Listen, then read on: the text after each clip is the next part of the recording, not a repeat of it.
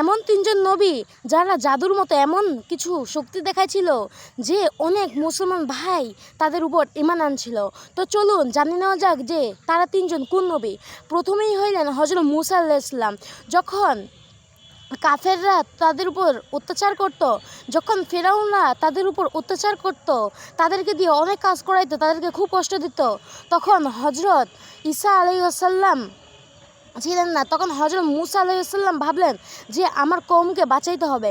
পরে তিনি ফেরাউনকে একটা ম্যাজিক দেখাইছিলেন। তিনি তার হাতের লাঠিটা ফালাই দিয়েছিলেন, আর তার হাতের লাঠিটা ফালানোর সাথে সাথেই তার সেই লাঠিটা সাপ হয়ে গেছিল। এই দেখে অনেক জাদুঘরকে ফেরাউন ডাকছিল, কিন্তু তারাও অত বড় সাপ করতে পারে নাই যত বড় হযরত মূসা আলাইহিস সালাম সেই সাপটা করছিল। তখন সেই জাদুঘররা যতগুলো সাপ করছিল, তখন হযরত মূসা আলাইহিস সালামের সেই সাপটা তাদের সব সাপগুলোকে খাই নিয়েছিল। আর আল্লাহর আদেশে হযরত মূসা আলাইহিস সালাম সেই লাঠিটা ধরার পরে সেটা আবার লাঠি হয়ে গেছিল। সুবহানাল্লাহ। তো দ্বিতীয় নম্বর নবী হলেন হযরত ঈসা আলাইহিস সালাম। এমনকি আল্লাহ তাআলা তাকে অনেক শক্তি দিয়েছিলেন, তার মধ্যে একটা হইল তিনি মৃত মানুষকে জীবিত করতে পারতেন। তো একজন ব্যক্তিকে তিনি যখন জীবিত করতে গেলেন, তখন সবাই ভাবলো যে এই জীবিত করতে পারবে না, এই কালো জাদু করে মনে হয়।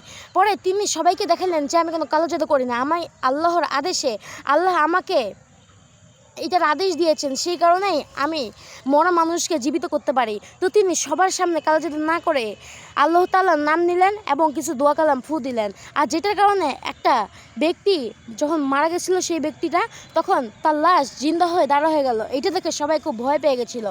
সুবহানাল্লাহ। তো তৃতীয় নম্বর নবী হলেন আমাদের হযরত মুহাম্মদ সাল্লাল্লাহু আলাইহি ওয়াসাল্লাম। এবং হযরত মুহাম্মদ সাল্লাল্লাহু আলাইহি ওয়াসাল্লামকে আল্লাহ তাআলা এমন অনেক কিছু দেখাইছিলেন। তো তার মধ্যে একটা হলো তিনি যখন ছোট ছিলেন, মানে আমাদের নবীজি হযরত মুহাম্মদ সাল্লাল্লাহু আলাইহি ওয়াসাল্লাম যখন ছোট ছিলেন, তখন তিনি যখন জন্ম হইলেন, তখন চারদিকে আলো হয়ে গেছিল।